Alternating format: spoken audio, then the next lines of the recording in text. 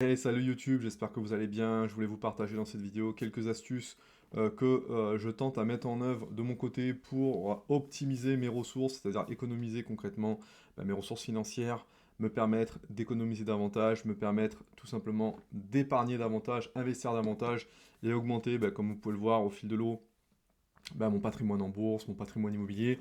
Et je vais condenser tout ça sur un petit document Word que je vais vous partager à l'écran. Donc voilà, donc j'en ai résumé, hein, ça fait 5 astuces, enfin en tout cas 5 leviers sur lesquels on peut travailler pour justement optimiser son outil financier. Le premier, c'est celui que franchement je mets en œuvre depuis maintenant pas mal de temps, c'est de se payer en premier. Paye-toi en premier avant même de payer qui que ce soit ou quoi que ce soit. C'est vraiment pour moi une règle fondamentale, c'est-à-dire que dès lors que tu reçois tes ressources financières, ton salaire et autres, qu'est-ce que tu fais? De suite, tu mets en place un virement automatique sur ton livret pour, par exemple, si tu démarres une épargne de précaution. Ensuite, derrière, tu mets en place un versement programmé sur un PEA, une assurance vie, un compte titre ordinaire, de la SCPI, ce que tu as décidé de mettre en place pour derrière augmenter ton patrimoine. C'est vraiment pour moi le premier levier, l'outil indispensable pour celui ou celle, en tout cas, qui souhaite rapidement voir augmenter un petit peu le fruit de ses investissements. C'est-à-dire que tu mets en place euh, un prélèvement, tu mets en place un virement automatique et tu vas prélever entre 10 à 20%, voire plus, de tes revenus vers un compte séparé, que ce soit de l'épargne ou de l'investissement. Pour moi, ça c'est vraiment primordial parce que si tu attends la fin du mois pour pouvoir le faire, forcément tu vas te baser uniquement sur ce qu'il te reste. Une fois que tu as fait ton resto, tes sorties, voir tes amis, payer tes factures, payer tes impôts, etc. Et tu t'aperçois que finalement, ça c'est une variable d'ajustement. Et en fait, te payer en premier, donc investir sur toi, ça n'est pas une variable d'ajustement, c'est un indispensable. Et pour toi, ça doit être ta priorité. Je me paye en premier avant de payer les autres. Donc, minimum 10-20%, voire plus si tu es capable de le faire. Là, actuellement, je suis plus proche des 20%. J'aimerais augmenter plus. Je vais voir comment je vais pouvoir faire. Je vais certainement me débarrasser de certains objets de mon quotidien pour pouvoir justement faire des économies et pouvoir davantage épargner. Je vous en parlerai d'ailleurs dans cette vidéo. Deuxième levier sur lequel tu peux travailler, c'est automatiser tes finances. C'est-à-dire que tu mets tout en place en automatique, ça rejoint un petit peu le point numéro un, c'est-à-dire les virements d'épargne, l'investissement en dollar cost averaging, donc DCA, les factures. Tout ça, en fait, ça va permettre un petit peu de supprimer 90% de tes tentations et surtout l'erreur humaine. Je vous partagerai peut-être même une astuce d'ailleurs sur les factures, parce que par exemple, vous avez que chez les assureurs, alors si vous ne travaillez pas avec les assurances de vos banques, et si vous travaillez par exemple avec des assurances autres, tierces, et par exemple, je prends le cas de AXA par exemple, AXA facture, si tu ne mets pas en place, si tu mets en place un paiement mensuel de ton échéancier, AXA va te facturer quelques pourcentages de plus parce que c'est un échéancier mensuel et que tu ne payes pas en une fois. Donc quand c'est ça, soit tu vérifies avec ta compagnie d'assurance, est-ce qu'effectivement tu payes une surprime, ou en tout cas tu payes une cotisation supplémentaire parce que tu mets en place un échéancier mensuel, ou alors ce que tu fais c'est que tu mets tu mets l'équivalent par exemple du montant annuel de ta facture et tu la divises par 12 et en fait tu te la verses tous les mois sur un livret et ensuite tu payes en une fois donc tes factures, ça te permet de générer des intérêts sur ton livret. Même si c'est sur des montants petits, ça reste quand même des intérêts dans ta poche et pas dans la poche d'un autre. Et puis, ça t'évite de payer surtout la surtaxe liée à la mise en place d'un échéancier mensuel. Donc je sais qu'il y a des assureurs qui le font ça. Donc voilà, renseignez-vous là-dessus. Ça vous permettra par exemple de diviser par 2, 3, 4% par exemple le montant de vos cotisations annuelles d'assurance. Ça c'est hyper important. Numéro 3, donc couper le bruit financier, c'est-à-dire qu'en fait, pour moi, le bruit financier, c'est quoi? C'est tout ce qui vous tente à dépenser votre argent. On est tout surstimulé avec les pubs, le marketing et autres, à dépenser du pognon, même si ce sont des petites choses, hein, un café, des abonnements, les abonnements qu'on n'utilise pas finalement, on s'aperçoit que voilà, tu t'es abonné chez Deezer, Spotify, tu payes 10, 11 euros par mois, finalement tu les utilises combien de fois dans le mois, tout ça, alors qu'en fait, en prenant quelques pubs toutes les deux trois chansons, mais au moins tu as ton abonnement qui est gratuit. Les services qui sont inutiles, il y en a qui, j'en connais quand même, hein, qui vont prendre des abonnements chez Basic Fit pour faire du sport, et puis finalement, arrivé l'automne, l'hiver, ils y vont plus. Donc ils payent un abonnement à 39 € par mois dans le vent. Ça pour moi c'est vraiment, voilà, vraiment faire le tri de tous ces abonnements-là, parce que je suis sûr que si vous regardez, vous les accumulez sur votre relevé de compte, et vous verrez que tous ces petits montants-là accumulés, finalement, on arrive quasiment à 500, 50, 60, 70 euros, parfois même plus, d'abonnements inutiles. Moi, quand j'étais CGP, que je faisais par exemple des bilans de gestion bancaire avec mes clients pour leurs objectifs, des fois j'hallucinais, je leur montrais justement du doigt toutes ces petites choses, tous ces petits abonnements inutiles que l'on cumule dont on peut se passer. Et je considère que tout ça, ce sont des dépenses pour rien, presque inutiles. Alors bien évidemment, il ne faut pas non plus tomber dans le sectaire, c'est-à-dire que par exemple moi, j'ai gardé par exemple un abonnement chez Netflix, mais alors l'abonnement chez Netflix, en fait, je suis passé par un split, c'est-à-dire que j'ai splitté l'abonnement, et ça me permet de bénéficier d'un abonnement moins cher, par exemple chez Netflix, mais j'ai conservé Netflix. Par contre, Deezer, tout ça, je n'ai pas. Vous voyez, voilà, je me tape des pubs toutes les 3-4 chansons, mais c'est pas grave. Je continue à utiliser le service gratuit pour ne pas justement payer trop d'abonnements et de cumuler comme ça les abonnements mensuels qui font finalement qu'on arrive à avoir des montants assez importants en termes de dépenses. Pareil au niveau des assurances, moi ce que je fais, c'est que souvent je compare.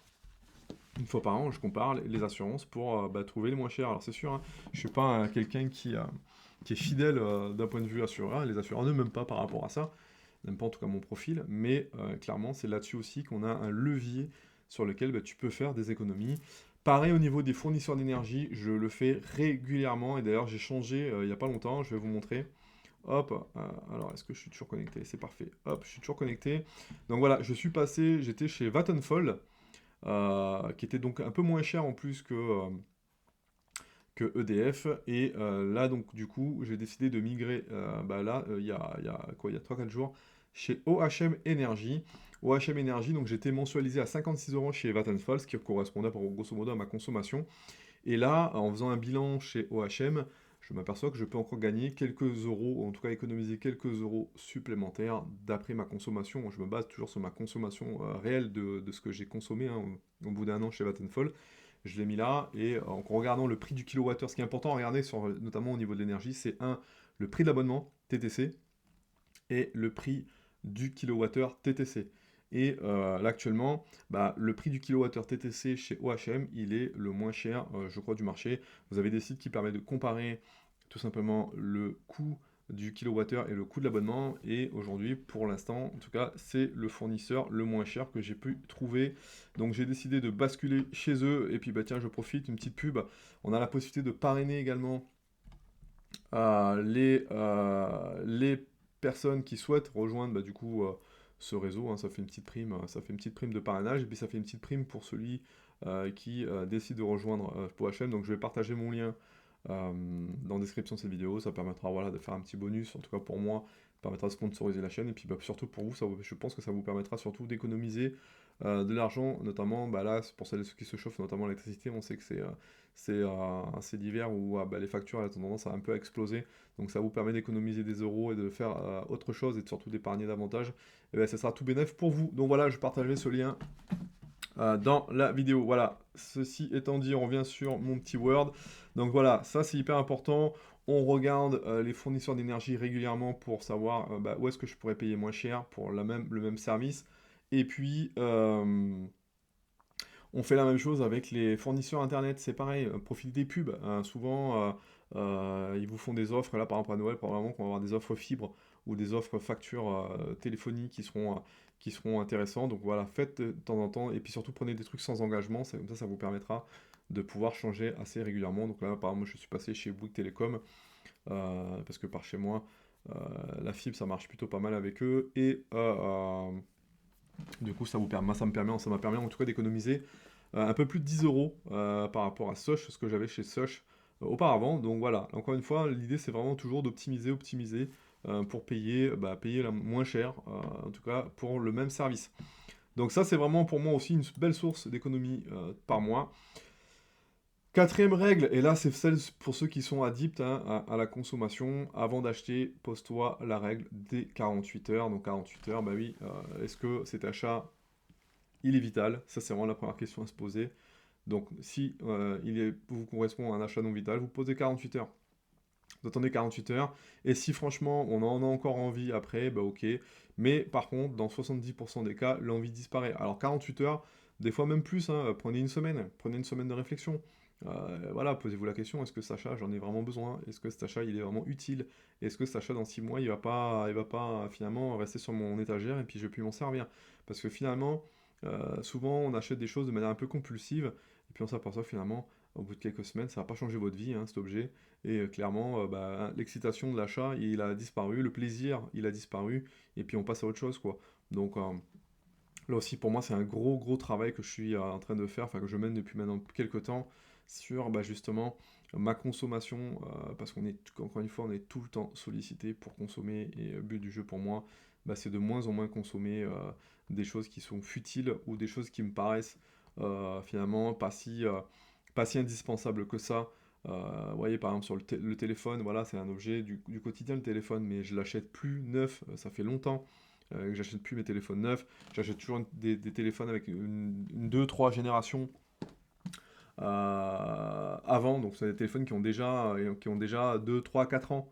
Ce qui me permet par exemple d'avoir un iPhone moins cher. Vous voyez, donc je suis pas là acheter le dernier iPhone 17. Au contraire, loin de là, je préfère acheter des actions Apple que d'acheter des téléphones dernier cri tous les ans parce que mais, soi-disant il fait des meilleures photos ou soi-disant il a un peu plus de mémoire ou il est un peu plus joli. Donc clairement là-dessus, j'ai fait un gros travail et je suis en train encore de travailler parce que je suis en train de vraiment de me poser la question de savoir si je vais garder ma moto. Moi, clairement, c'était un peu un achat plaisir, la moto. Par chez moi, je peux pas en faire toute l'année. Donc voilà, là c'est vraiment le dilemme que je suis en train de me poser. Et je pense que je suis pas loin de craquer à mettre à vendre ma moto. Ça me permettra de récupérer un peu de capital et surtout de payer euh, moins de frais, hein, les assurances, l'essence et puis l'entretien de la moto.